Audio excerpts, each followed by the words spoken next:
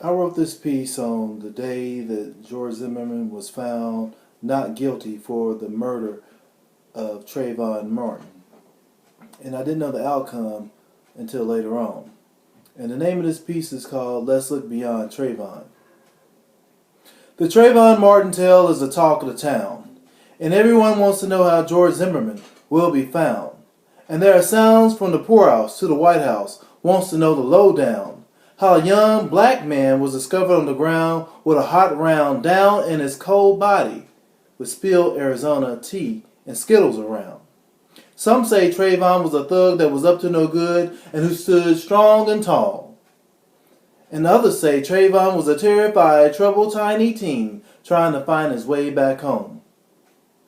Some say Zimmerman was a violent vigilante looking for vengeance and the verdict was death. And on the other hand, some see Zimmerman as a watchman, a Superman, a hero who stood his ground and refused to back down.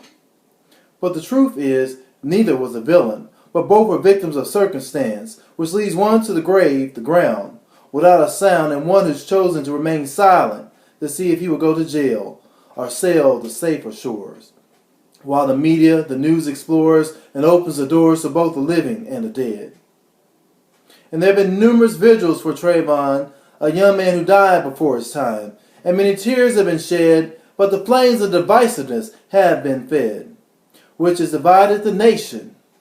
Black versus white, gun control versus gun rights, because what happened on one dark, rainy night, where a fight turned from blows to shots, and it doesn't matter who was on top, because Trayvon was dropped and has been planted deep.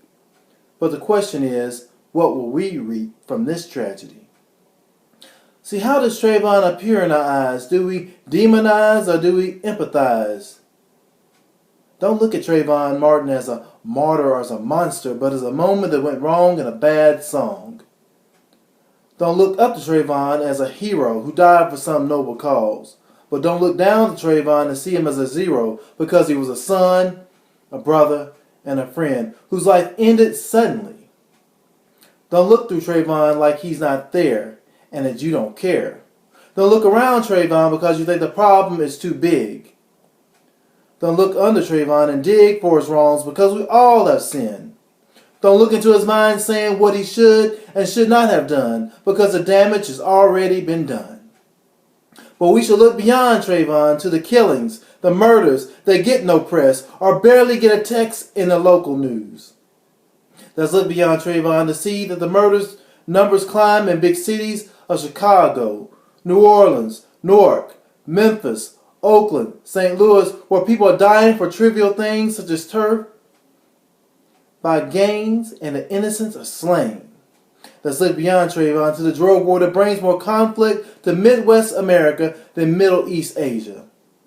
Let's look beyond Trayvon to see how the cops and the criminals have guns while the citizens have none but are disarmed and not able to protect themselves from harm.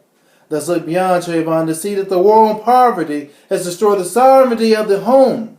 And now mama is all alone because she has exchanged daddy for Uncle Sam. Let's look beyond Trayvon to see that the USA has become, the land of the free has become the home of the imprisoned. Let's look beyond Trayvon to see that the schools are the training grounds for future slaves and potential prisoners, where the independent learners are the endangered species. Let's look beyond Trayvon to see how the taxes, inflation, and regulations have increased, yet the wars never cease, and peace has decreased. Let's look beyond Trayvon to see that the government is not the answer, but the problem that presents itself as its own cure.